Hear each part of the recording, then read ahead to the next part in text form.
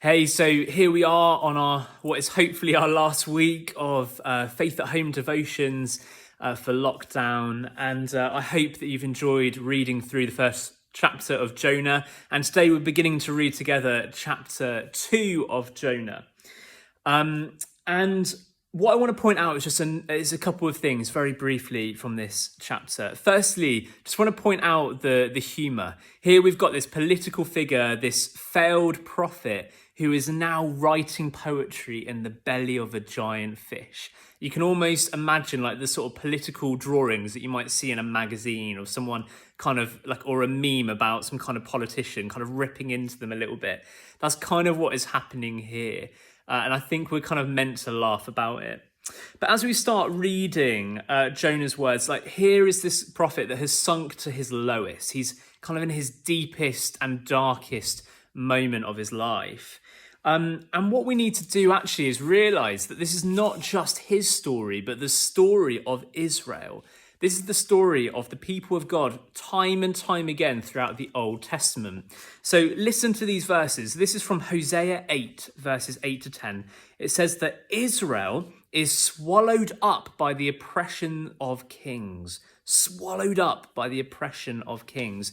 And Jeremiah 51:34 talks about King Nebuchadnezzar, the king of Babylon, and how he's devoured us. He's thrown us into confusion. He's made us like an empty jar. Like a sea monster, he's swallowed us up. He's filled his stomach with our precious things and then spewed us out.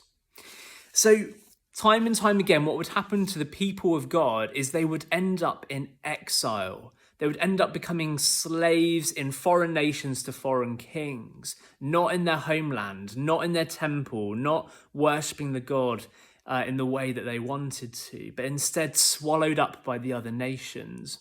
And so Jonah is kind of an illustration of the whole nation in exile. And I wonder if that encourages us during lockdown. We're kind of in an exile. We're kind of like in this phase where everything is not really as it should be. We're unable to kind of come to our church and gather and worship together. We're unable to kind of meet up socially and have parties and celebrate all the things that God loves that we're able to do. And so we're in this season of exile as well. And we read that into Jonah. But the hope that we find is in the opening verses of his poetry in the belly of the whale. He says this, from inside the fish, Jonah prayed to the Lord his God. And he said, in my distress, I called to the Lord and he answered me. From deep in the realm of the dead, I called for help and you listened to my cry. Where is God in all of this chaos, in this exile, in this displacement? He's right there in the belly of the fish with us. In our deepest, darkest moments, he is there listening to us and answering us.